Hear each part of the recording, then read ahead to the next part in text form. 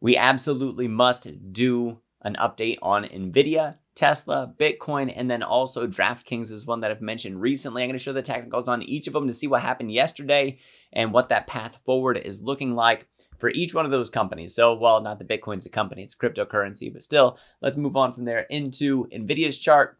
There we go. NVIDIA yesterday closed down below the 50 EMA and SMA. So we'll see what happens today in the pre-market hours. Bouncing back up, we did take a bounce off of, I think it was the 13 period weekly EMA, or the 13 EMA for the weekly chart. So that is something where we could potentially see that support down there, but I think that the 50 EMA and SMA that we see on here for the daily chart is really what we want to pay attention to, getting back on top of those to have that upside return to it. We did not put in a lower low, which is a good thing. We also did not put in a higher high. So this could be early signs of consolidation, if you will, that we're starting to come off these tops and off these bottoms. And we really need to get back up on top of those moving averages to see further upside.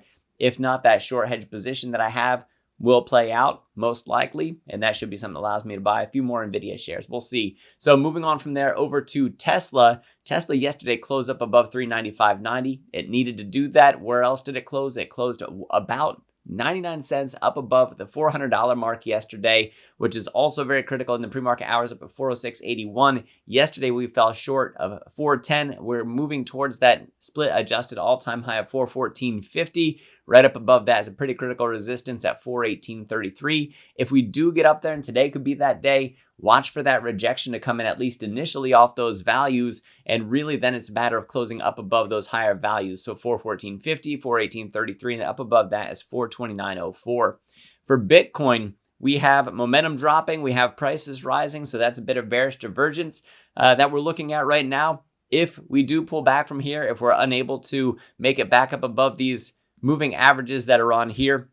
So we have the 5 in green, the yellow is 13, and then that blue is the simple moving average for the 20-day that we have, which I said we could potentially find support there. And well, even though we closed down below on Tuesday, today, so far, at least, Wednesday as I make this video, December the 11th, we are getting back up above those moving averages. We still are in bullish territory as per the RSI. We're up above the 50s, the 200s, even though the overall trend that we have is also still bullish on Bitcoin. We've had that cooling period.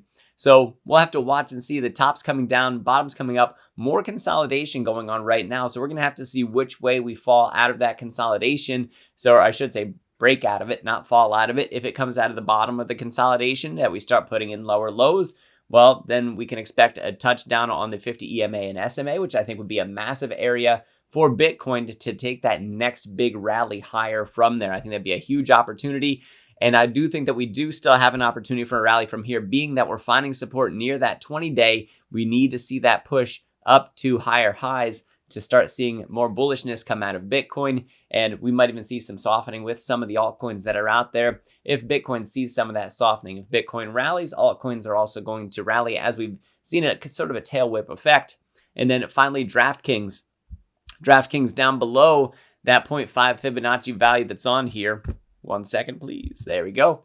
And there we are. So just closed down below it yesterday. We're down below the 5 and the 13, the 20. We have the 50 and the 200s to look forward to for moving averages on here for support. And we crossed just below 50 on the RSI. So we'll watch and see if we retrace a bit further how far that's going to go. Staying up above the 50s and 200 is going to be huge for keeping alive this inverse head and shoulders play that we're potentially seeing, which could lead us up to a significant upside, potentially up to $55, maybe even up to the next Fibonacci values that we have up here that are almost $60 per share for DraftKings. So I have a play on this already, and that call option, if you want to go and see that play, is available over at the Discord, available through the Patreon, links down in the description. If you guys want to learn to do this technical analysis yourself, find the link for Stockmo Academy down in the description. Sign up, use the code word doctor for a massive discount. Otherwise, guys, besides checking out those links, I hope you have a great day. I am Dr. Stock, Doctor of Education. Remember, my friends, that learning is earning. We'll see you next video.